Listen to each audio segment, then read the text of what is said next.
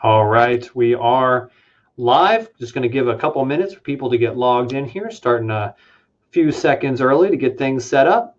So as you join, make yourself comfortable, get yourself a fresh cup of Joe. We will get this thing going here in just a minute.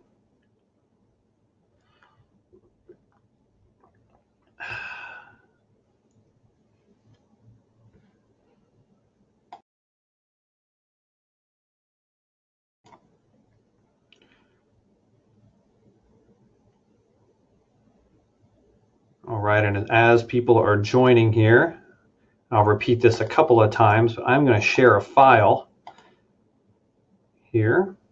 You should see that appear. What I'm sharing with you is a workbook that you do not have to use on this webinar, by the way, but you may want to use the workbook.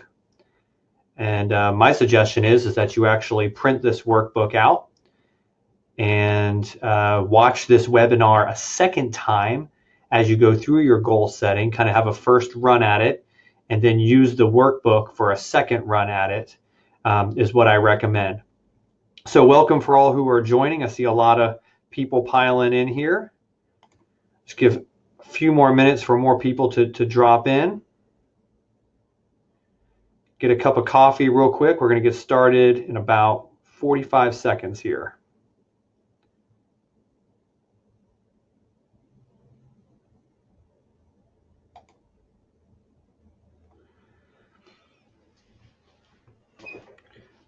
For those of you who are new to Webinar Jam, which is the program I now use for these, familiarize yourself with the controls. You've got a little chat feature. Oh, you're already using it. Rose and Petey are already using it. Everyone's wishing each other Merry Christmas. Good. You guys are quick, man. I don't have to train anyone on this stuff. Kristen has joined. We've got a lot of people pouring in now. All right, so let's dive in. A couple of quick housekeeping items. And my apologies, I may repeat this a couple of times as more people join in. But I just shared a file with everyone. You should see that. It's a workbook that goes along with this session. Again, absolutely not necessary to use the workbook along with this session, but it's there for you to print out, maybe go back through it, watch the webinar a second time, and then go through it even a second time. I think you'll get a lot more out of that. What I really want you to do this time is really just focus in on the presentation and do some initial work with me. That should prepare you to then step out, and sometime you're going to get a little bit of homework. Then sometime in the next 72 hours, go through the webinar. Actually, again, you're going to get a recording sent to you. That link is going to be active for 72 hours. So yes, this is being recorded, Kristen, and it will be sent after automatically. You'll get a link of this webinar. It's only good for 72 hours though, and that's to force you to focus in on your goals for this weekend. So you'll have the workbook, you'll have the live recording of this for 72 hours. The goal is by the end of Sunday night, everyone in here should be ready for 2020. That's my hope, and so I'm kind of forcing that on you, as I so often do. So let's dive in. So like I said, I've shared a file with you. It's a workbook. You can choose to use it or not. I'll refer to it once or twice during this. But so good to see so many old friends in here too. Welcome, Veronica. But let's kind of dive right in. So some of you that I see already in the chat, some of this is going to be familiar to you. And I'll just start with this. It's very familiar to me, but I never get away from using this program. I've added a few new bells and whistles to it this year. I think you'll appreciate that. But every single year, this is the exact process I use for setting goals. And what I have learned in using this process now consistently for 6 years is hopefully next year I perfect it. Not perfected yet, still progressing, but I'm much better than I was. What I've learned is that this system never fails when I work it. That's lesson number one. Number two, I've learned that this form of goal setting is more complicated when you first start it than when you've been practicing it for a couple of years. That's number two. And number three, what I've learned is that if you use this system, your goals will get so honed in that you won't set as many. So some of you remember years ago coming to sales training with me, And we used to make everyone set 50 goals at the beginning of sales training. And we'd all say 50, that's impossible. And then I lowered it to 25. What I have found is that 50 goals is probably about right if you're new to this system that I'm going to show you today. 25 is about right if you've been doing it for about 2 years, but you will get to about 10 goals or 10 to 20 goals typically after 3 or more years of doing this. The reason why is because this is incredibly effective at doing 3 things. Number 1, getting your priorities very straight. Number 2, optimizing your focus for working on the most important things, just kind of goes along with number 1. And number 3, of accomplishing a lot of those goals you set. So when people are kind of new to an effective goal setting system, they have so many goals, and then they actually, if they use an effective system, actually knock those out. You just end up with less goals. And so I have found that I set about 20 goals a year. And most everything else just is just in line with what I'm already doing. It's maintaining good habits. But if you're new to this, there's no magic number. It just, you'll probably have a higher number. All right. So my hope is that this is really a workshop. So we may have some awkward silences today. I'm not very good at those, especially on webinars where I can't see your smiling faces. So I want you to actually work with me in this. So I've made it 90 minutes, even though I've got about 45 minutes of content, because I actually want you to do the work with me on this. So if it gets quiet and awkward and you don't have anything to work on, don't go anywhere. Also, just to bait you to sit through this, and as a great gift to you, everyone who can make it through this webinar successfully will all receive a month of online group coaching starting in January. And so I'll give you more details on that later, but it doesn't matter if you've worked with me in the past. It doesn't matter your story. Everybody who wants it will receive free online group coaching, which is something we're launching in 2020 in January. So more details on that here in a little bit. Yes, Kristen, you can sing for everybody. I am muting you now. I actually can have you guys talk on this, but I have that turned off here. We may have to, since I know some of you guys would make this much more interesting than me, I may have to let some of you guys chime in here in a little bit. All right, so let's start into this now. So this is lovingly called Goals You Actually Achieve. After doing goal setting, like I said, for many, many years, being to so many goal setting seminars, reading so many goal setting books, all of it good.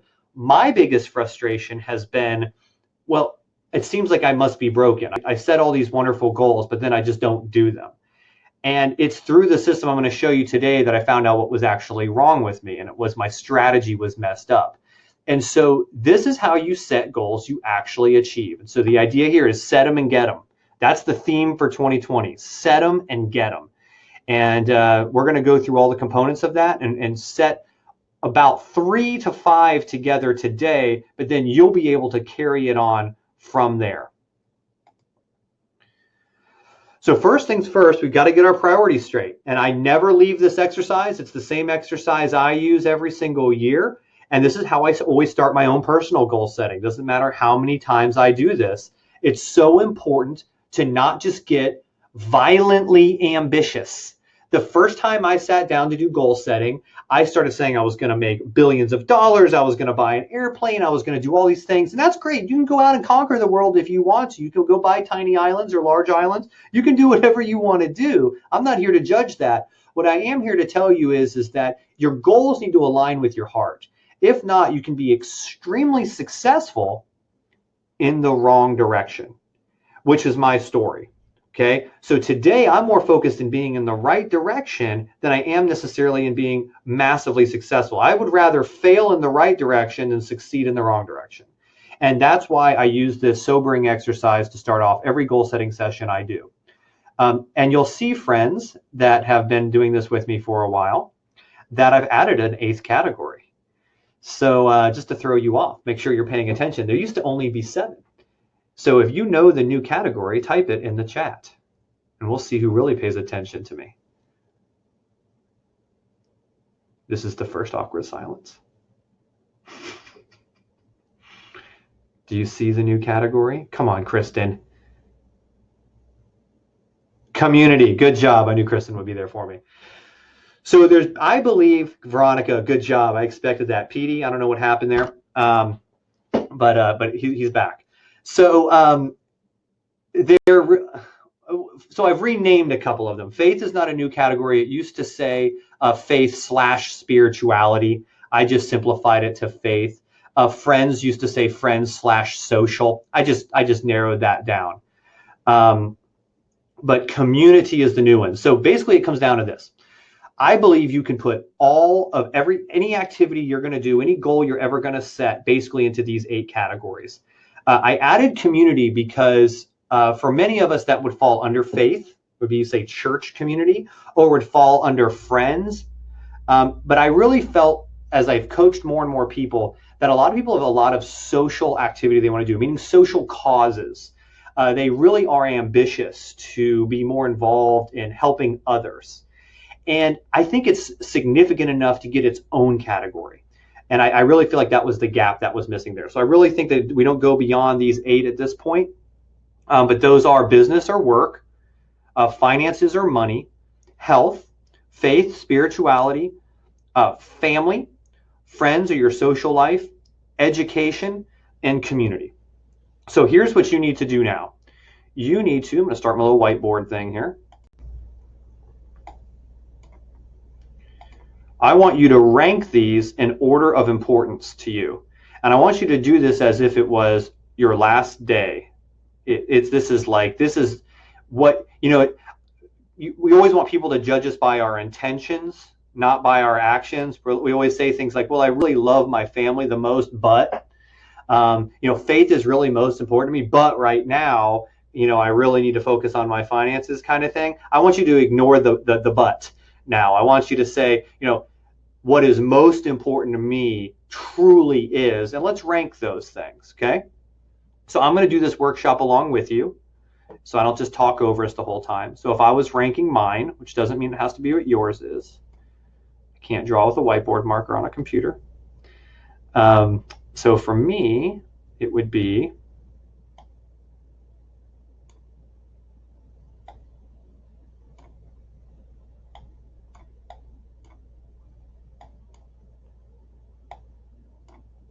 what's sad is this is exactly how sloppy I write in real life. My friends are like, yep, knew that. Sorry, friends. I do love you. I'm just not very good at it. Any male over the age of 40 really only needs like 3 friends. Congrats, Petey. So that is my list. Go ahead and make yours. I'm going to give you a couple of minutes. You can type your list into the comments if you just feel ambitious to share, or your top 3. And what I really want you to focus on is your top 4. So go ahead and rank your priorities in order of importance. I'll give you a minute to do that now.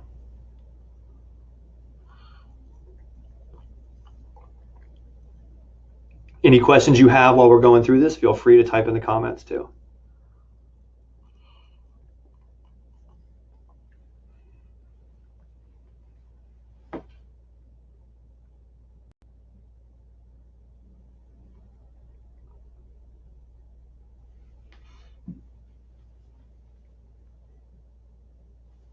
Terry made it. Good to have you, Terry.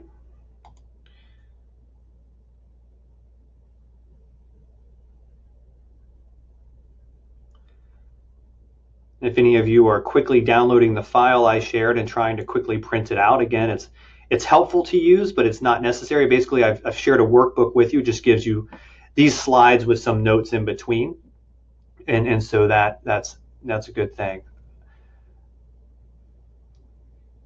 Good job, Petey. As faith, family, then finances and health.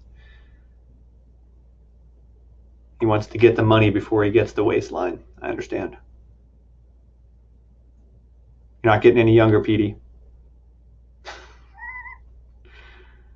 I can talk smack to Petey now because he's like a jiu-jitsu master, but when he's online, he can't hurt me.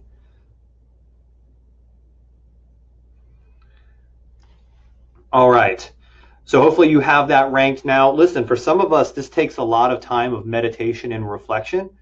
So if you were conflicted when you were doing this, I want you to go back and do it again. Take time with this. And oftentimes the question that comes up is it what it should be or what it is? And the truth is that it's what it should be. But sometimes it's helpful to look at what it is. I can tell you that they do shift a little bit, but your top four really need to be in line. You heard me say earlier that I want to be successful in the right direction, not successful in the wrong direction, even if I'm failing in the right direction. And what I mean is, even if I'm not being successful in, say, the world's eyes, if I'm living according to my priorities, which always takes sacrifice, you can't do everything equally, then I'm better with that. So if you look at mine, finances for me are number 5, which means and business is number 6. I would obviously be setting aside business and finances for my health. And I can tell you that hasn't been how it's been in the last 3 months. So that's indication I'm living in the wrong direction. So if I were to say, where is it today? I would put faith number 1. I would put family number 2. I would put business number 3. That's a 3. And so that's an indication to me as I set my goals here that I have some work to do. I have some repair work to do as I do my goals. Just saying it's going to be different this time isn't enough.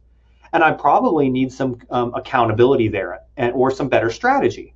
And that's what we're going to focus on here. So you really have to start with this. And one of the best indicators of getting real with your goals is looking at your priorities and seeing, is what it is today in my priorities lining up with what it should be? And taking some serious, honest notes of that. So I encourage you to do that. Let's move on from here. I'm loving this whiteboard feature of this. All right, so here is the infamous success grid. I don't know what else to call it. This is how it works. So this is the program. This is the process. This is the keys to having a successful goals. I remember I said the whole idea of this is these are goals you actually achieve. I'm going to give you the important mechanisms to actually achieve goals. Now, there are 2 exceptions to the rule. You can do anything you set your mind to, unless, number 1, God does not want you to do it and puts too many things in your path that you cannot do it. If he kicks you off the beam, well, you're off the beam. Or number 2, if it's outside the bounds of reality, meaning if I really want to go to Mars in 2020, it's not realistic. Other than those 2 items, you can pretty much do anything you set your mind to within reality and within the permissive sovereignty of God. You can pretty much do anything you set your mind to. In order for that to work, you have to have all these things in place. Now, I'm going to walk through these things one by one. Now, that said, some of this is going to seem like overkill, meaning there are some things you are just so passionate about doing that it's almost like you didn't have to do any planning at all. Like you were going to do that no matter what. That's what I call zealous goals. When you have a zealous goal, it almost seems like nothing can stand in your way. Now, motivational speakers have jumped on that bandwagon to a fault and basically said, well, you just need to be that zealous about everything you do and you'll achieve everything. And guys, I'm here to tell you that it's really hard to maintain perfect motivation all the time. Motivation at its root is emotional, and emotions are fleeting. Emotions are not reliable. And so while zeal is good and it's a part of this equation, it is not everything with this equation. So that said, we do have certain goals that this is overkill for because the zeal carries us through. But I have found coaching a lot of people for a lot of years that you can only have about 3 zealous goals achieved a year. And I know some very, very successful people that do about 3 big things a year. And that's all they do because they don't really do any planning. They're just obsessed with those 3 things. That's fine. You don't really need this webinar then if that's you. But if you want to do more than 3 things, if you want to have predictable success in a complex world where you're trying to accomplish like 20 things at once and it just seems like all your goals are competing for each other and you just get overwhelmed easily or even not so easily, you're just more ambitious than you can handle, then this is the system for you and you are in the right place. So the first layer of this onion is driving forces or what is otherwise known as having a vision. You have to have a vision.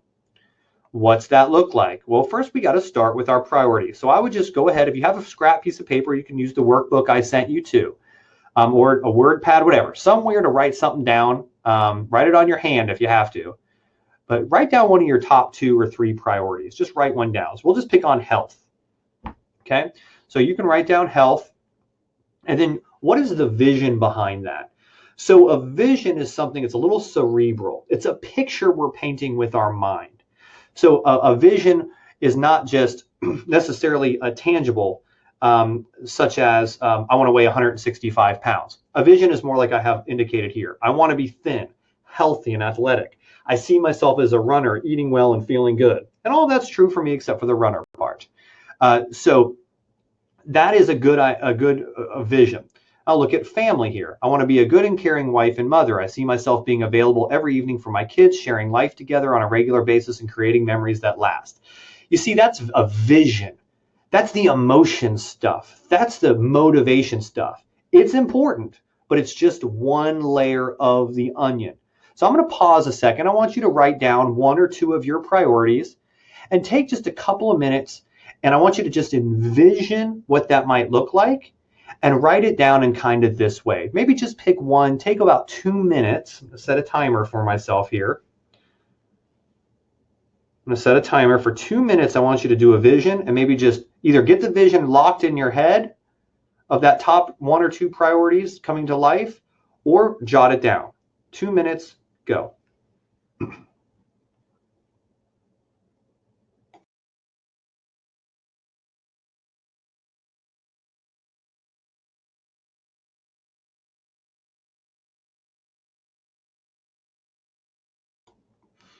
Feel free to type your vision into the comments if you'd like.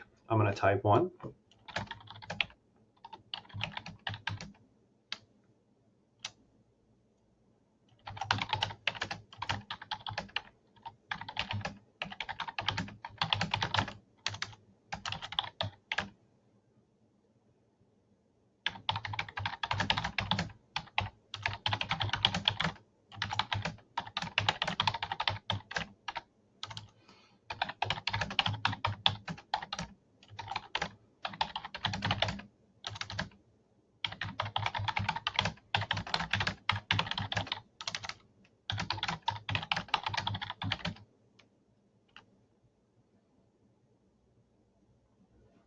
I'm going to do one more.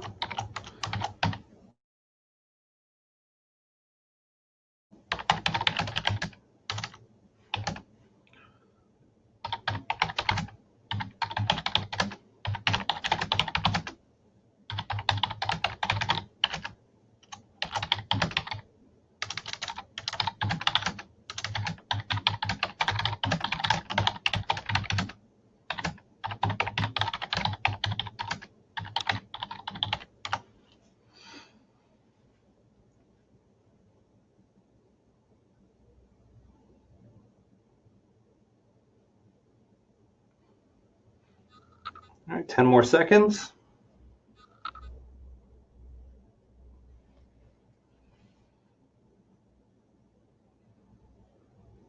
All right, and time. So I oftentimes will spend about 20 to 30 minutes in the vision time before launching into goal setting. So at least in the first couple of visions, and a lot of times I'll let them marinate for a day before I get to my goal setting. The reason why is, again, I can get ambitious quick. I can get excited about things and then a week later not be excited about those things. My heart is not always to be trusted. You know, we live in a world that everyone says, follow your heart. Well, I've coached a lot of people, and I can tell you people's hearts are very, their emotions are very, very fleeting and very, not necessarily always leading us the right way. And so to spend some time really meditating on what's most important and what you really see your life looking at like, spend some time challenging your own heart at times is a lot better for being consistent. And I'm here to give you goals I'm here to help you set goals that are going to be consistent. And so spending some time with this is really helpful, and not just daydreaming. but getting really real about what you think things should look like in your life. And listen, a lot of us are not alone in this world, right? Many of us have families and people we take care of. And so this is not always a selfish exercise. A lot of times we have to consider others and how we need to be available for others. And so I encourage you to, over the weekend, spend more time on this. Also, if you struggle with setting a lot of goals, all you have to do is come back to the vision, and usually they set themselves. Let's move on. So the next layer of that onion, if you remember, I'll go back to that, is goals. Now you'll see here I have goal, sub-goal, and habit. So I'm dividing this into 3 sections. This is very, very important that you understand the difference between a goal, a sub-goal, and a habit. So we're going to start setting some goals now. And so the first thing is we have to understand that any goal we set has to be smart. Most of you have heard this before. I'm not going to belabor it too much, but they need to be specific, measurable, attainable, realistic, and time-bound. That's the formula for a good goal. I didn't come up with that. That's been used by coaches and trainers for over 30 years because it works. So some of you I know are new to this. I know one of you is actually using this as a part of your class today. And so you might not be familiar with SMART goals. If I talk about it, I'm going to spend 30 minutes chatting about it. I don't want to hold you on that. So what I'm actually going to do is I'm actually going to show you a video that's just a couple minutes long to review SMART goals with you. If you have really low bandwidth, this may get a little choppy. And so don't worry, after the video is done, we'll come right back.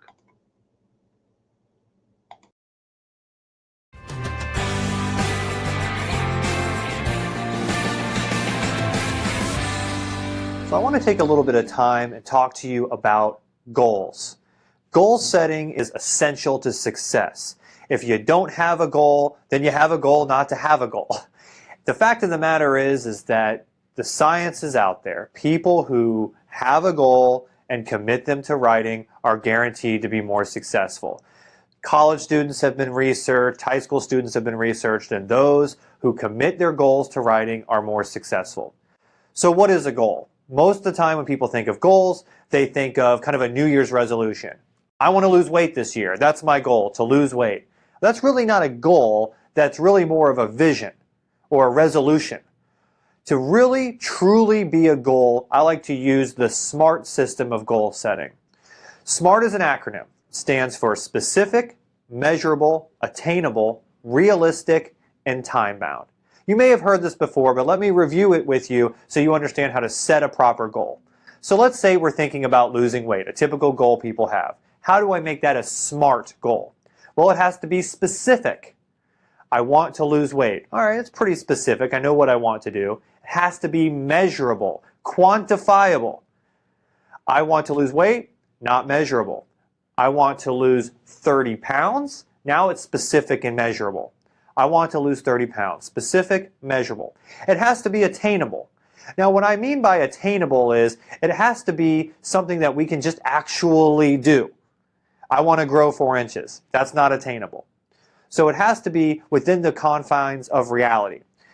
Realistic, kind of like attainable, but it has to be reasonable.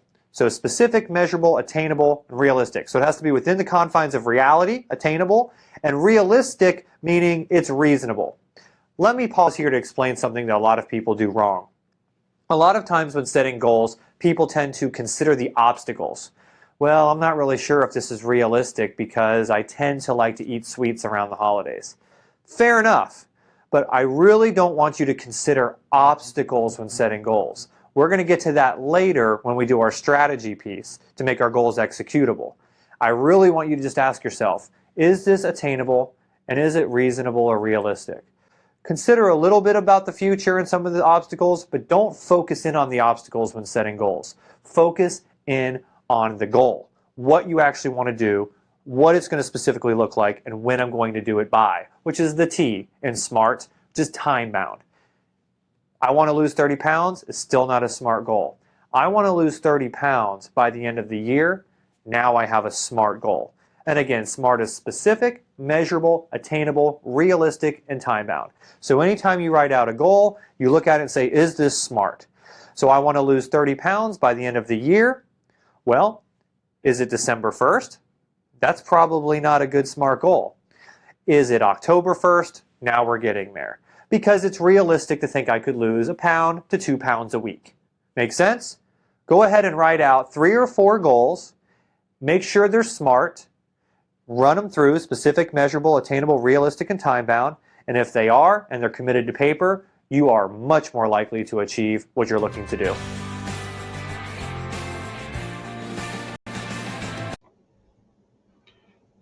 All right, let's do what the good-looking man in the video said to do and write 3 or 2 SMART goals now. So you may already have some. I just started a poll. If you guys can see that, yep, you can. Seeing if you have any SMART goals written. And by the way, this is a workshop, so jump into the chat. If we need to slow down, if we need to spend some time here, really answering some questions, I've given us plenty of time to do that. But even if I'm rambling a little bit, I want the rest of you to begin writing some of those SMART goals now. And if you are with someone else in the room, if you're in Kristen's class watching this or anyone else, I want you to check each other. And so we're going to spend I'm going to take about 3 minutes now. I'm going to set the timer. Let's get that first one written, okay? And if you can, type it into the chat if you are so brave as to endure the criticism of your peers. It will only help you. Go ahead and write a SMART goal now. We're not going to judge it based on whether we like your goal or whether we think it's a smart to do or not, but we're just going to judge it to make sure it meets those SMART parameters. So set a SMART goal for 2020 and share it in the comments if you're willing. Timer has started. Take 3 minutes on this. All right, Kristen wants to lose 30 pounds by the end of April. So that sounds good. I would just change it, Kristen, to say, I will lose 30 pounds by the end of April.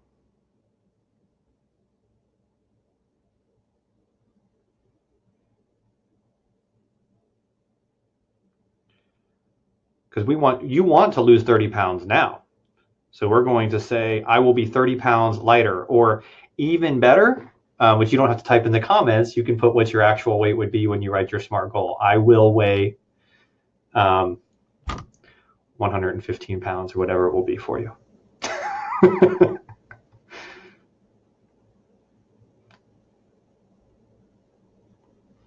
Another 2 minutes. I'm going to type one in here for me. So Rose says, develop a plan and be consistent. So that is definitely good to do, Rose. I would say that that is a vision. So I would say that if you need a strategic plan, let's say for your business, Rose is a realtor, I would have you write, I will have a strategic business plan by January 1st. And then as far as the consistency, we're going to get into that with habits here in a second.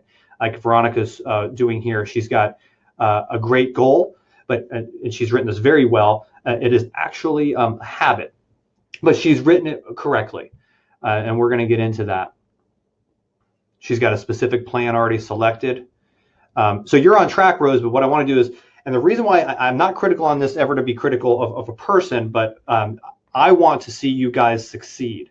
And I know where these fall apart. And so I'm going to call it out if I see it so that you can succeed. I actually prefer when people type it in the comments imperfectly so that I have a chance to show you the mistakes that we are all going to make. All right, take another 30 seconds. Maybe get one more in the comments there.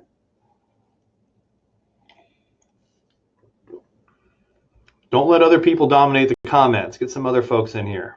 There's plenty of you online. You webinar trolls out there.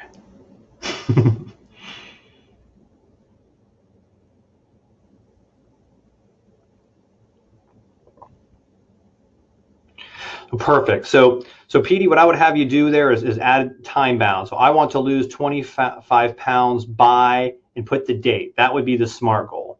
The exercising and following the meal plan is going to be your strategy. It's probably also going to have goals assigned to that, the sub goals. Also probably going to have habits assigned to that, which we're going to get into in a minute. And you want to lose weight without feeling hungry, which is a vision, right? So I want to lose weight without feeling hungry as a vision. I want to lose 25 pounds by set a time-bound date, then that becomes a goal. And then your exercising and your meal plan is going to be a part of that strategy, which will ultimately become a sub-goal. I'm going to show you how that works in a minute. Some of you are going, man, this is complicated. The funny thing is it's actually not complicated. It's just complicated when you're new at it. What it is it's what works. And so a little bit of work to kind of wrap your head around this system, but this system is for rule breakers like you and me who are very ambitious and not very consistent. And so this will work for you as you work it. All right, let me bring my presentation back up so you don't have to look at me anymore on full HD. All righty. So what are these sub-goals and habits? This is where it can confuse people, and I want to be careful. Let me just start by saying you don't have to have a sub-goal and a habit associated with every goal. It's really just a way to help you think of goals a little bit clearer. When you're trying to make a SMART goal, remember it has to have that time bound. Like PD needed to have a date, Kristen had a date, PD needed to have a date in his goal. The important thing is we tend to do that really well with goals, but then there's other things like what Veronica was saying. I want to wake up every day and read.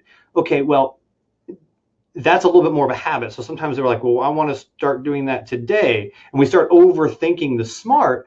And that's because we're actually not talking about a specific goal at that point. We're talking about a sub-goal or a habit.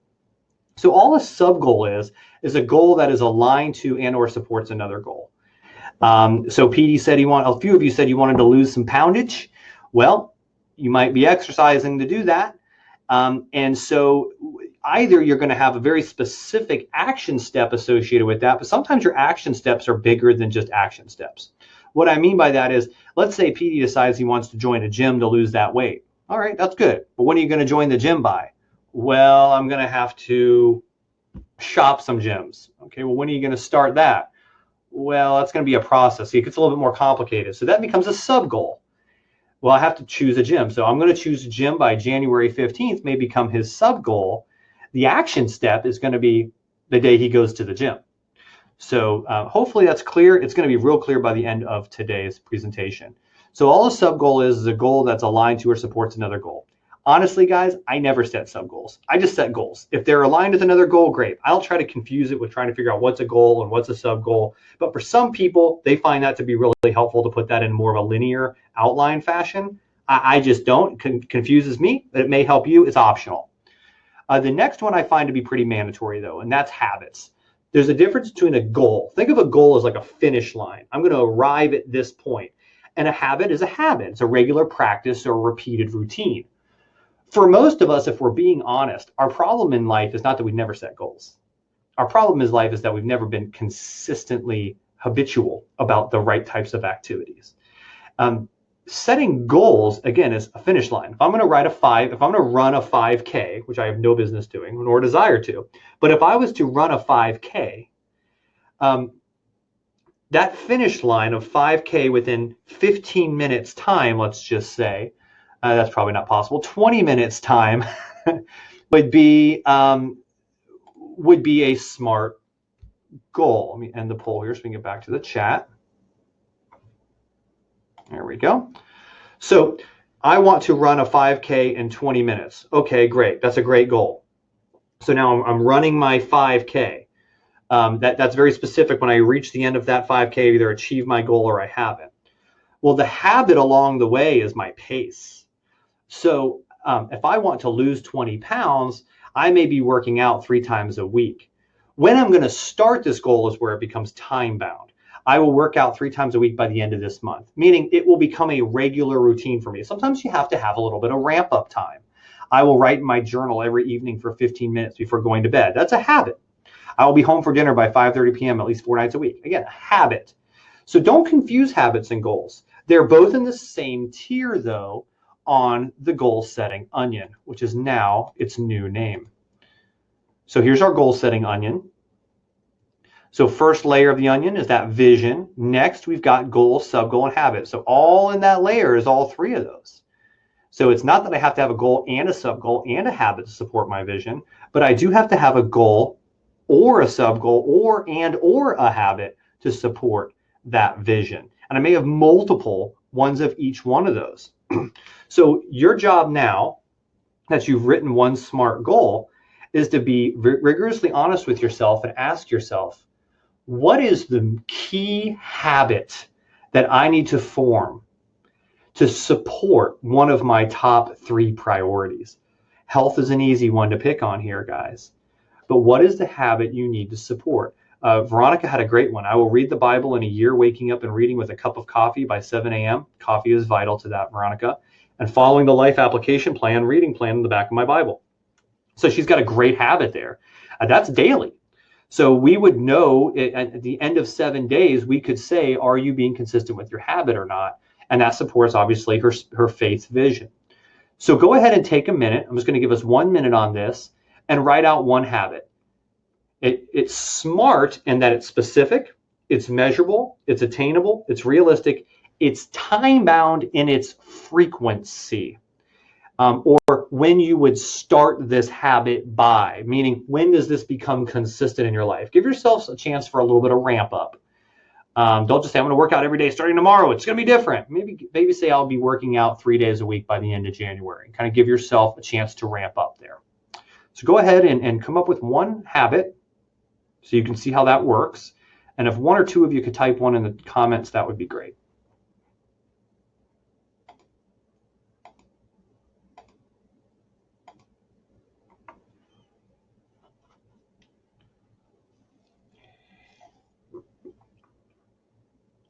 Oh, yeah. That's a good one, Kristen. Committing to HIIT training. Man, I tell you what, man, that stuff, that is some fat burning stuff right there.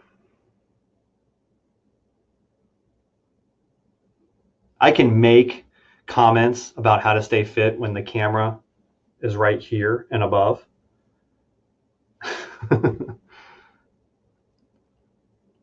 I would stand up and show you that I'm getting in better shape, except for the fact that I never, ever wear pants on webinars.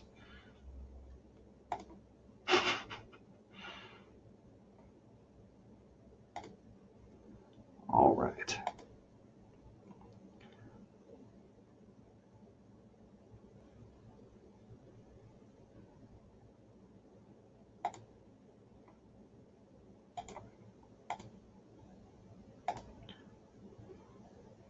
All right, I'm going to start another poll here while you guys are thinking through your habits.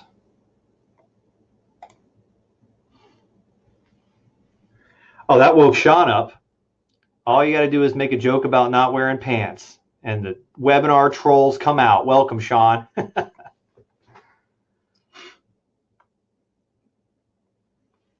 All right. So you guys should have that down there. Listen, this isn't the hard part. This is not, anyone who's had any amount of success in goal setting and planning is probably like, Tom, where's the good stuff? I've been writing down goals and habits my whole life. You said this is how am I going to actually achieve things? I need to know what I'm missing.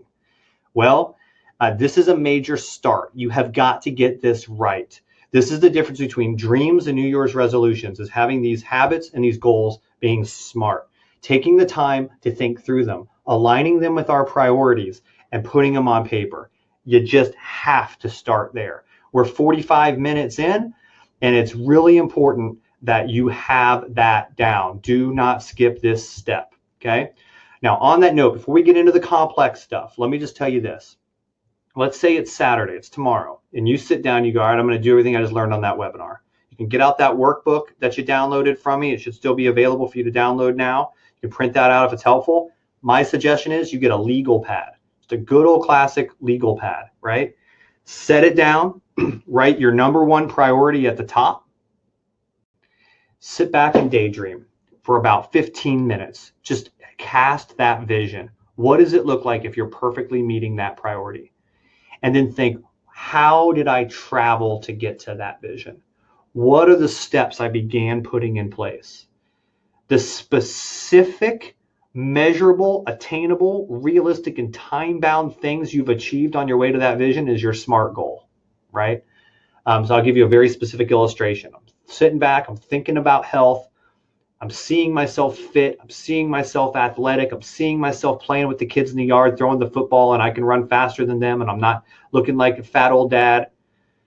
What do I see? Now I see what I did to get there. I see myself eating a paleo diet. I see myself working out 5 days a week. I see myself getting outdoors a lot. I see myself enjoying that. I see myself stretching regularly, hydrating, saying no to ice cream after 11 p.m. or probably after 11 a.m.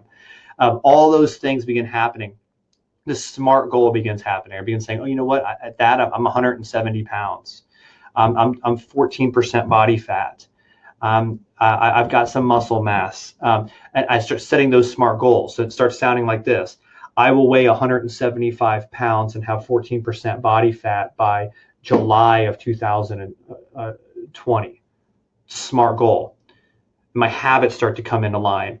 I will work out 4 days a week by January. I will select a bodybuilding program by January 15th, the sub goal. You see how that starts happening. And I don't rest until I've flushed out all those goals, sub goals, and habits with that vision I just cast.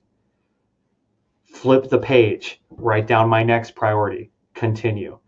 That is not mandatory that you do it in that way. That's how I do it. Why?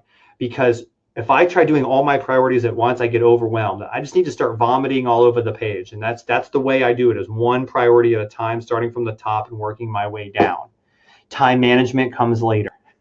But that's what I do to start. All right, hopefully that's helpful. Let's move on.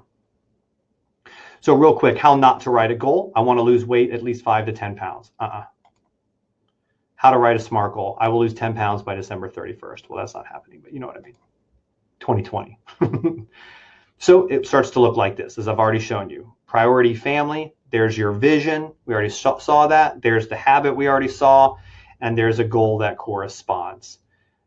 That should be real clear, and you'll be able to see these slides in the replay again.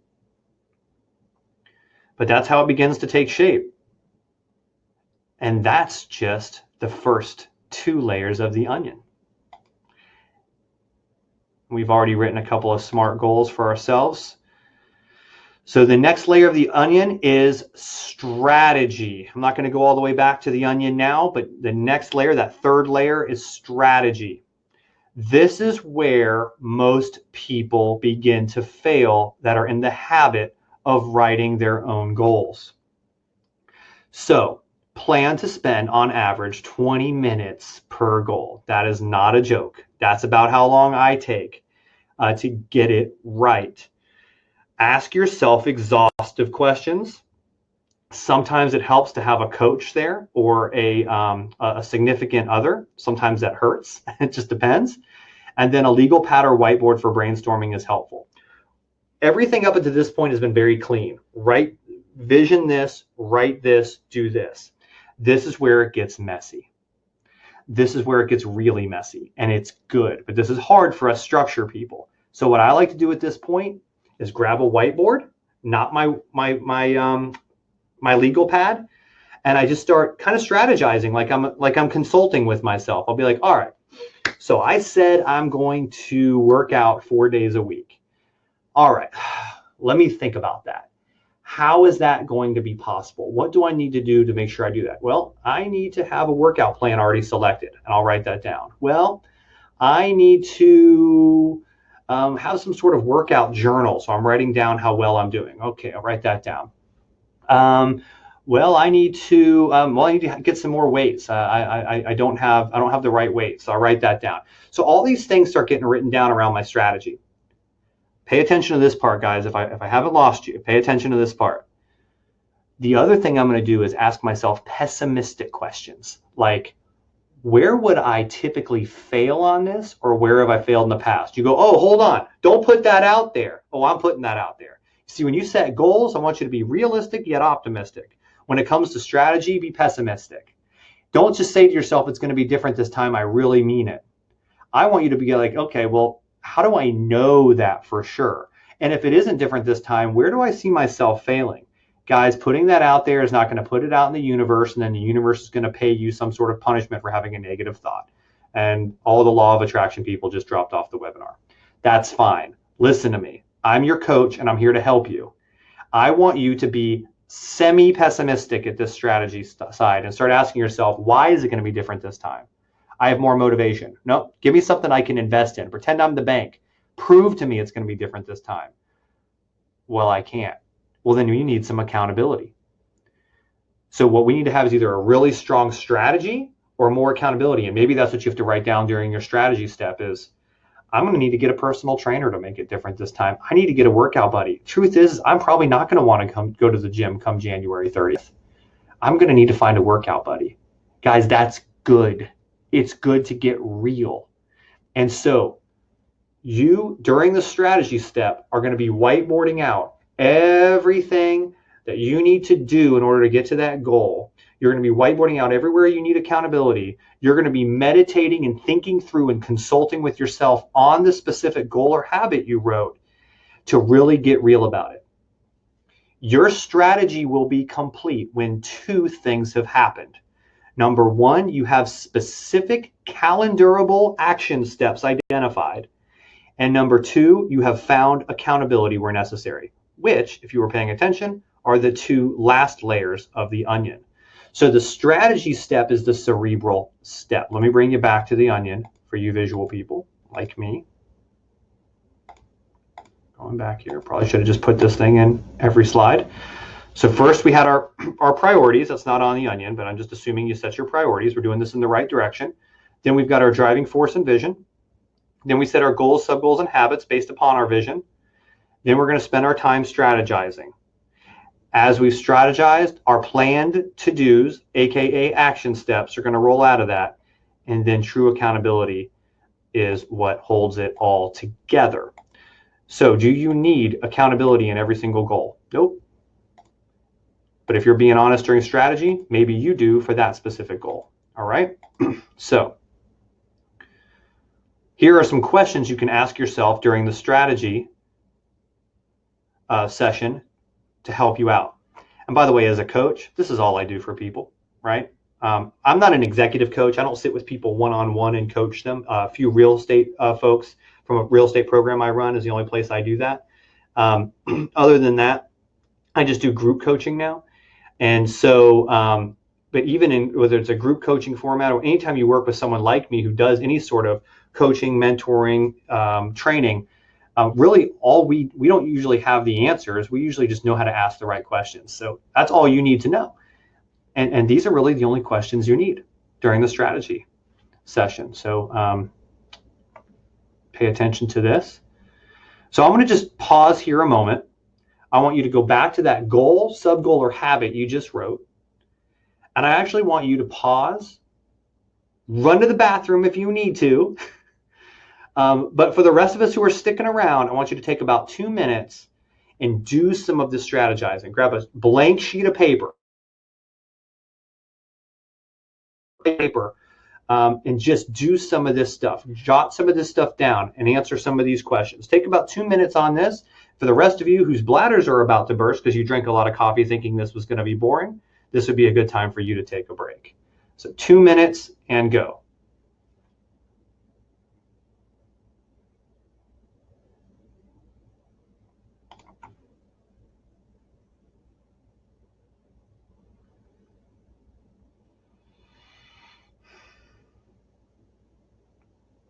Looking at the poll here, most of you are admitting that your issue is laying out clear action steps. That flows from strategic planning.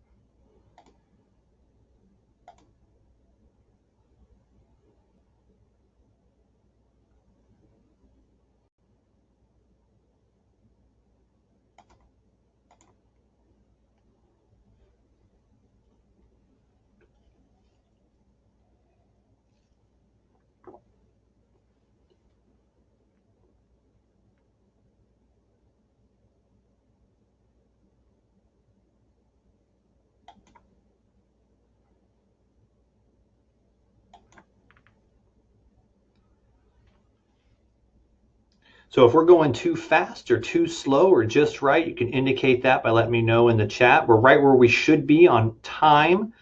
We're about 30 minutes from concluding this, and I'm going to let you know about a free coaching offer at the end here and how you can get that if you're interested.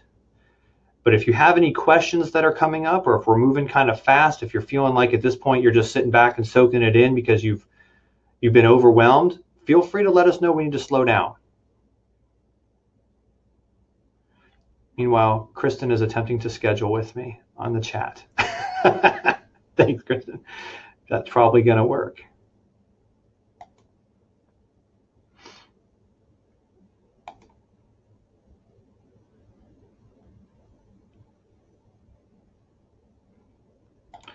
And by the way, this goes for any of you. Anyone would like to schedule a call with me, I'm going to type, you can get access to my calendar right there.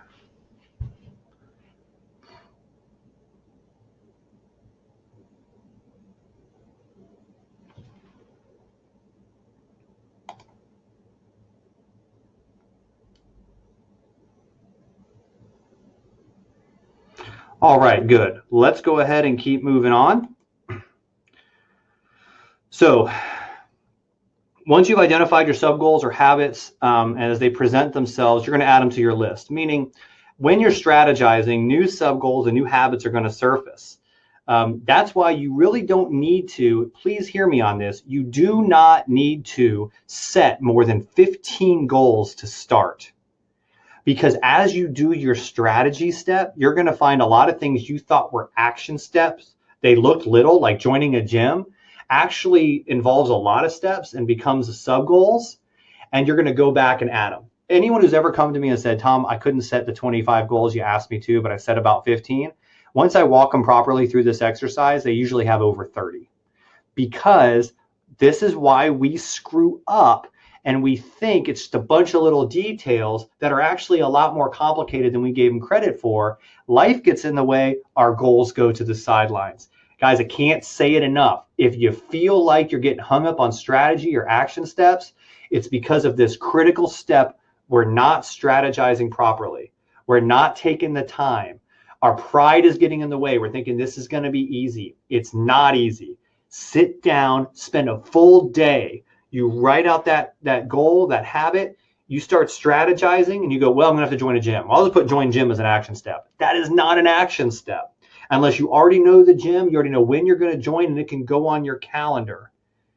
So let me make sure you're real clear on this difference of when it goes back to being a sub goal or habit, when it becomes an action step, by explaining specifically what an action step looks like. This is what an action step looks like. Something that goes, still in 2017 in this one. Something that goes to your calendar is a specific action step, meaning you can do it in a moment, right? I can go grocery shopping. I can set my alarm. I can pick a gym. I can pick a trainer. But the actual shopping or when I'm going to do that needs to go on my calendar. So if I'm going to shop gyms, it doesn't necessarily have to be a sub goal, but if it's going to be an action step, then it's going to go to my calendar. So I want to make sure I don't confuse you on this. So I'm going to go way back here again. Hopefully you guys are keeping up. Oop, nope, no. All right. So once I have done my strategy, these planned to-dos, aka action steps, are going to start flushing out. Those things go on a calendar. That's how we know we have them. They don't go on a list somewhere. They go on a desk calendar if you're like that. They can go on your electronic calendar if you're like that. I don't care how you do it. You know you have the action steps when they're on a calendar. You know you have completed your strategic plan when you have all the action steps and all the accountability you need to ensure your goals, sub-goals, and habits will be achieved without you having to keep it up here. If you're constantly looking down at your goal and going, oh, that's right, I've got that goal this year. I need to do something about that. You have failed the exercise. You do not look at your goals as to-dos. Your goals support your vision. Your strategic planning supported your goals. Your planned to-dos or action steps and accountability was a result of your plan. That's all you have to think of for the rest of the year. You only come back to your goals to check them off. You come back to your strategy when the action plan isn't working. More on that in a minute. What I just told you is the critical link between goals and action. I hope you heard it. I am here to help if you got lost. But it is where 90%, I would love to say 100, but I'm just not that brave. It is where 90% of the people I coach fail, is in this right here. They leave goals, they think a little bit of strategy, they walk out the door and think it's going to be different this time. Not unless you have that crazy zeal. No way. All right. So we've asked these tough questions. We now have some specific to-dos or action steps to be calendared. How do we know that? Specific action steps end up on our calendar. Now let's talk about accountability. The book definition of accountability, according to Webster, is an obligation or willingness to accept responsibility or to account for one's actions. I have coined true accountability as being this definition: an intentional means to ensure you never fail to take responsibility or to perform an obligation. In short, true accountability is handcuffing yourself to something so that even when you want to stop, you can't stop. It is real accountability. Let me give you some examples. For me, a personal trainer was my true accountability. I had said it was going to be different this time a million times. I'd come up with better and better workout plans, better and better routines. I had done the strategy. I'd put my action steps on calendars. I had done it all at just 30 days in. I don't think I ever got through a workout plan more than 30 days other than at boot camp when I was in the Navy. When I hired a personal trainer, I learned a few things, but mainly I handed this nice gentleman $350 a month so that I made it to the gym 4 times a week. Guess what? I worked out consistently for 6 months. The only thing missing was the accountability. That was it. I didn't need a different workout plan. Turning off your phone when working is probably one of the greatest. I get interrupted by phone calls. Turn it off. That's true accountability. Deleting social media apps from your phone and then having your spouse lock down your app store and she doesn't tell you the code. You can do that on the iPhone. Probably can do it on every phone. That's what it's taken for me. Certain internet filters. Some of us need to just filter out what we're looking at.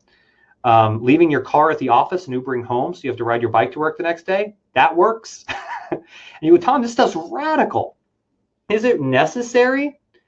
That's what you have to figure out during your strategic plan. Now, maybe at first when you do your strategic plan, you don't put these things in place. But if you're in mid-February and you're coming back to review your action steps and you see, I'm not doing this, Tom's magic formula didn't work, I got one answer for you. You need true accountability. You can't change your goal. You can change your strategy. And for a lot of us, it's just adding in the accountability where we need it. And these are some examples of that. Automatic deductions from your checking account is absolutely one of my favorites. The bank is so happy to keep you from getting your money. They will give you all the accountability you need. All right. So if you put all the layers of the onion together, take the time to do that. I have good news for you. Number one, most important good news, your goals and the pressure of success is no longer in your head. All you have to do is look down every day and do your action steps. Most of us are guilty of getting too ambitious and putting too many action steps down. I have a rule, never more than 3 action steps a day. All I have to do is 3 things a day. I don't even have to think about them. I accomplish all my goals. That's the rule. So you can accomplish a lot more that way because you're doing everything you set out to do, not just one thing at a time. You really do it with the ease of living one day at a time, and you're not going to be tripped up by that one step that has kept you from success. Now, I've been teaching people this now for 6 years, and I've learned a thing or two about where people go wrong. So what we're going to do in these last 15 minutes is go through some of those things, and then I'm going to give you the coaching offer. All right. If you have questions, now is the time to ask questions. What does true accountability look like in strategic planning? I'm going to answer that question in 1 second, PD. But first, if you need a break, grab a break. I'm going to show a video that takes about 7 minutes that summarizes every step, because we kind of went through it and expanded each one. You may have gotten confused. So I'm going to go through, I'm going to show you this video. In 7 minutes, I'm going to lay out all of the steps just to make sure you're 100% with me. Then I'm going to show you where people go wrong on this. I'm going to answer questions, give you the coaching offer, and make sure that you have this weekend set up to do everything you need to do so you don't fail. Let's start the video.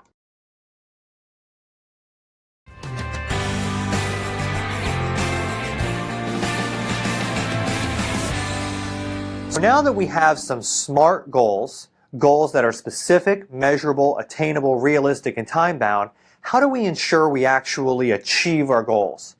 I've worked with a lot of people who are great at setting goals, but very few understand all the elements required to make goals 100% executable.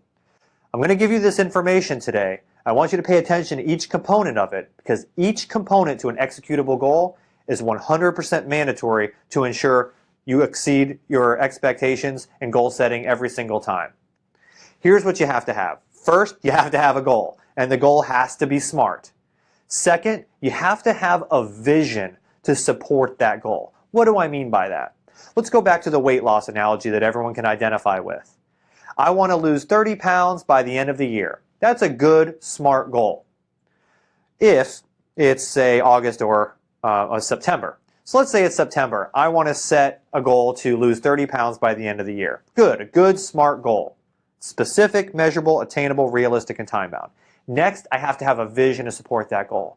Why do I even want to do that? What's my motive behind setting this goal? Well, I want to be thinner. I want to be healthier. I want to feel more athletic. I want to spend more time with my kids and play and not get wore out easy. This is the stuff that I've got to commit to paper. I've got to preach this to my own heart every single day. This is the stuff that great motivational speakers are made of. The guys like Tony Robbins and Zig Ziglar. They make a living on constantly trying to keep you motivated. It is a vital point to successful goal completion, but it's not enough by itself. If you're just running on emotion, eventually that motion runs out. You wake up one morning and say, you know what, I don't feel like doing what I got to do to lose weight today. I don't care anymore. It's only one component, but it is an important one we need to continually focus on. You have to know the vision behind what you're looking to do. You have to be able to commit that to paper. So when you need that surge of enthusiasm, you can look back and say, I really want this for myself, and continually preach that message to your own heart. So first I have the goal, which is SMART. Second, I have a well-defined vision that I can explain and communicate to myself to keep my emotions high when needed. Next, and this is the first place people go wrong, you have to have a strategy. Now before it was easy, we just wrote out our goal and we wrote out our vision. Strategy is where you have to step back a minute, get your whiteboard or your big blank piece of paper, and begin just asking yourself a bunch of questions. What do I need to do to lose this 30 pounds by the end of the year? Well, I'm going to have to change my diet, make a note. Well, I'm going to have to join a gym, make a note. Well, I have to explore that a little bit more. Well, how am I going to join a gym? Well, I'm going to have to look around and see what gyms are in my area, come up with a budget for that, maybe shop 3 or 4, write all that down. What about my diet? Well, I'm going to have to look at what diets I could potentially do that are reasonable. I might have to change the way I cook my food. I might have to change the way I plan my meals. You start writing all this down. This takes time. Each goal you set may take as little as 20 minutes and as much as 2 days to completely fulfill a strategy. And as you're doing your strategy, other goals may come out of that, or sub-goals or habits you need to change. But we get all of that on paper. We sit back and we go, here are all the things I need to do in order for this to happen. I have a strategy. While you're coming up with your strategy, 2 major things are going to happen. Number 1, you're going to get specific action steps that are little to-dos that are going to come out of it. For example, I said I have to join a gym in order to lose weight. I said I have to shop 3 gyms. When am I going to do that? Those are little action steps. I can go to my calendar and I can put on Tuesday, I'm going to shop 3 gyms for 2 hours. That is a specific action step that came out of my strategy.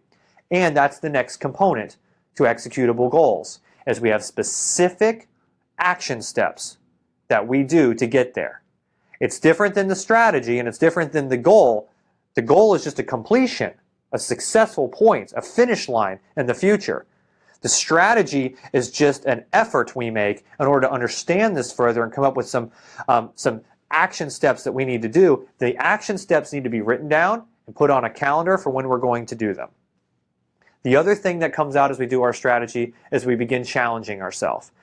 During our strategy point is when we really think about those obstacles. You are allowed to and encouraged to be a pessimist at this point. Well, why have I failed this in the past? Let's get real. What will I really be able to eat? How often will I really go to the gym? And as you challenge yourself with these things, you have to get really real. What is it really going to take? Don't run here on emotion and just say, I'm really motivated right now. Motivation will fail. What is it really going to take to accomplish this? And this is where the accountability piece, the final component, comes out. As you say, what do I need to do to actually handcuff myself to success? How do I lock myself into guaranteed success with accountability? A personal example, and this weight loss one is one for me, as I did my strategy, I got really real with myself and I said, I've never been able to get up early enough to go to the gym. Let's get real. I might be motivated right now. I've just done this too many times. I'm going to have to pay someone a lot of money to ensure I get there. I had to hire a personal trainer. It was the only way I could do it. That was my accountability piece that came out of my strategy.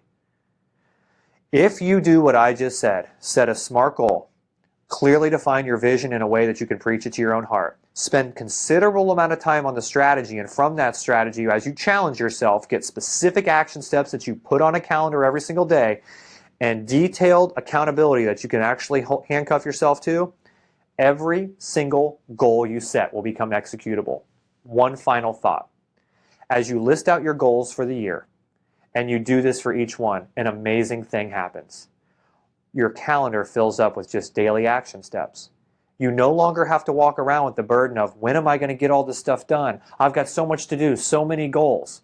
You can literally live one day at a time and achieve everything you want. Why? All you do is your action steps for the day. You've already planned it all out. Your accountability is there. The vision is complete. There's nothing more to plan. All I have to do is my action steps for tomorrow.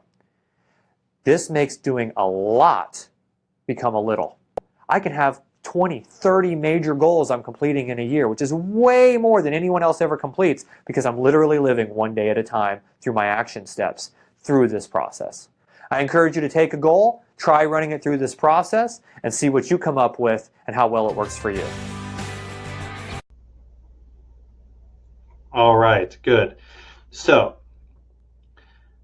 I know you feel like you've been on this thing forever. We're going to start landing this plane right now. So let me pull up the presentation one final time.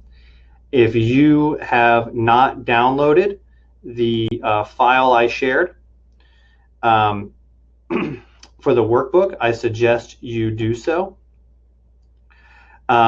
Before I get to the bonuses, just teasing that there, let me real quick answer any questions you have. So PD had asked earlier, what does true accountability look like in strategic planning? What it looks like, PD, is you just ask yourself that hard question. What am I going to do, or what do I need to put in place to ensure I don't slip out of this? Basically, you're going to ask yourself, like, on my slipperiest day, what's going to happen that's going to keep me from doing this? So for example, I know you do the jiu-jitsu thing. If you're like, I'm going to roll on mats 4 days a week, and you start strategizing, all right, I'm going to have to wake up at 4 a.m., I'm going to have to do this, that, and you start putting all this stuff in place. The true accountability comes in where you start asking questions to yourself like, what am I going to do when I don't want to wake up in the morning? Because that happens. How am I going to ensure I get up in the morning? And then you start putting accountability in place, like, well, maybe I should set an alarm next to my bed. Maybe I should set a second alarm in the bathroom. And maybe I should set a third alarm outside my kids' room, because I know I'll wake up and snooze the first alarm, but I'll have to get out of bed to go turn off that second alarm. And then I better run across the house to get to that third alarm before it wakes the whole house up, and then I won't wake up my kids. I have a friend who looks a lot like me who has to do that to get up in the morning when I want to get up before 5 a.m. So that's an example of true accountability. A lot of times that happens not when we do our initial strategic planning, but it's actually when we screw up. So a word about that and then we will roll into the bonuses. I've done this for 6 years myself, and I've been teaching it for 6 years. And what I have found is that even if you did this exercise perfectly and you had the whole onion created, you are going to fail. And that is a very good thing. Where you're going to fail is going to be all over the map. But primarily, initially, it's going to happen in incompleted action steps. Okay? So this is what you need to do. You need to sit down with yourself every month. For those of you who listen to my podcast, you've heard me say this a lot in the past 30 days. The most important meeting I have with myself is a breakfast I have with myself once a month. I get real emotional talking about this because this is so incredibly life-changing. I sit down with myself every single month and I pull out my stupid piece of paper of my goals and all that stuff. And I look at that goal and I go, how am I doing? Am I moving towards it? Am I on track? Am I moving away from it? Meaning, am I ahead of the game? Am I right where I should be? Or am I away from the game? I do not change my goal date. It is very dangerous. Now, I'll give you some grace. If this is your first year doing this, maybe you got a little ambitious with your goal. You can change your goal date in the first year. But if you're a second timer, you got to stop doing it. Instead, I go back to my strategy and I go, if I'm not on track, I go back to that strategy and I go, what's going on? Was I not strategic enough? I look at my action steps. Well, I just didn't get up in the morning. Well, I was just lazy. Well, I just got distracted. Guys, this is the key. For those of you who have dropped off, I hope you'll see this on the replay. This is the key. You look at that and you get honest with yourself. Stop beating yourself up and just saying, well, I got distracted. I'm going to do it different this time. Stop beating your head against the wall thinking it's going to be different this time. The problem is in this detail. You are going to stop, okay? And you're going to ask yourself what really happened there. And you're either going to strategize better, new action steps, better action steps because you've learned something, or you're going to add in accountability. This process may take you years on things that have been dogging you. What we typically do, though, is we start to accept them as reality. That's called being defeated. We put down our weapons and we come back to it on January of the next year. Or we start over on the next Monday that falls on the first of a month. Got to stop doing that from you. That is a learning experience and a learning experience only. Let me go back to my strategy step here, and you're going to do that every single month at breakfast with yourself, okay? And you're just going to keep getting better. And if you're just making the same mistakes over and over again, then you're going to keep coming back to that strategy over and over again, that true accountability over and over again. The longest you can go in this failure cycle is 30 days. That is so key. You got to pull the fire alarm and ask for help. You pull the fire alarm and ask for help. Because, hey, I've had 3 30-day cycles and I'm not getting any closer to this thing. You pull the fire alarm and ask for help. What did you just do? Added an action step or perhaps accountability of talking to someone else. But you're going to get that done within 30 days. And I have found that when people do that consistently, you don't spend a whole year not getting closer to your goal. But you actually learn a ton and you overcome major obstacles along the way. And you are transformed.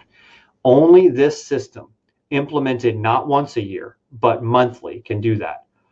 Also, it's kind of like doing your bookkeeping on a regular basis and not just saving up all your receipts and doing your accounting tax time. Your books are clean. Your goals are clean. Your action steps stay clean. Oh, yeah, you spent a little outside your budget this month, but you're looking at it consistently. It's going to keep you on the path to success.